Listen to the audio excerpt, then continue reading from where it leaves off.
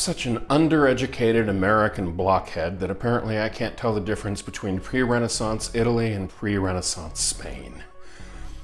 Welcome to the Time Treadmill. I'm Ron, and these are my sweaty thoughts about Doctor Who.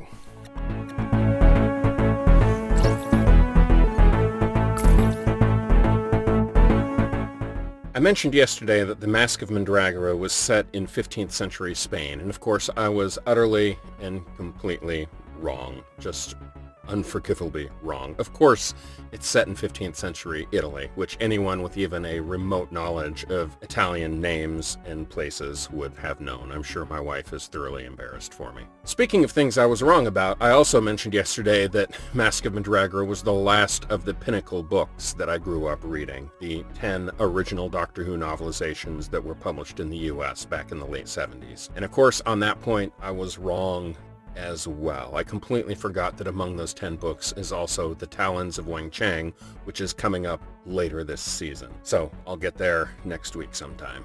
That makes me 0 for 2 on Masque of Mandragora. There is one interesting thing about this story, however, that I should point out. This is the first story where the writers address the mystery of how is it that the Doctor and his companions can always speak and understand the language of wherever they are, or conversely, why is it everyone in the universe seems to speak English? And of course, when Sarah initially asks about it, his response is the classic, "I'll tell you later." But then later on, he does indeed tell her that it's, quote, the gift of the Time Lords. So it's not quite attributed to the TARDIS yet, but at least the writers have addressed the notion of why it is that language is not an issue in this show. So that was a fun little bit of Doctor Who lore added by this story. And on that note, I'm going to take my losses and call it a day. Tomorrow is the final story with Sarah Jane Smith, at least in the classic series. So tune in tomorrow for the first half of The Hand of Fear, in which Eldred must live and Sarah Jane Smith must go. I'll see you tomorrow.